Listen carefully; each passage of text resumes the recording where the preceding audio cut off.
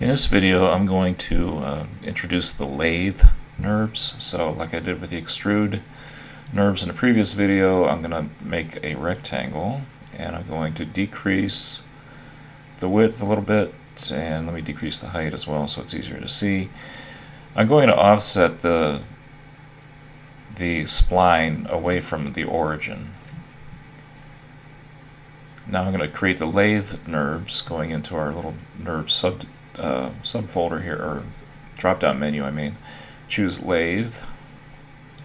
I'm going to put the rectangle as a child of the lathe, and I'll back up so you can see what happens when I drop it into the lathe. Here's what happens. And just as with the extrude NURBS, lathe has its properties and rectangle has its properties, and we can change both to anything we want. What's interesting about a couple things about the lathe object properties: if you increase subdivisions, it increases the smoothness of the surface.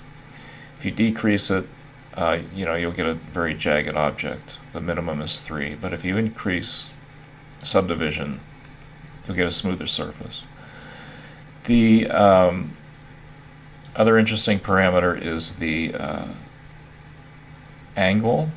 So I'm going to decrease the angle, and I'll back up so you can see what happens. So like right now it's moving through like approximately 100 degrees of the angle. It's moving through, that's what I meant. It's moving through 100 degrees of the angle, and now the lathe is moving through 360 degrees. The other thing that's interesting, you might want to use it someday, is this movement. You can experiment with it. It makes like a corkscrew kind of thing. If I increase the movement, I get like this corkscrew effect, which is really interesting. We won't use that in the flashlight project, but I just want you to be aware of it.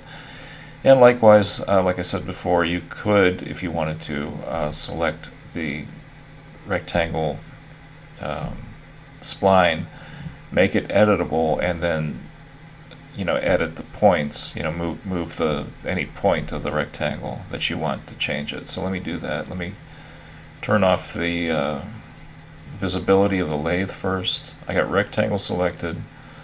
I'll make it editable. I'm going to make sure I'm in point mode. That's a big deal. And then I'll select one point.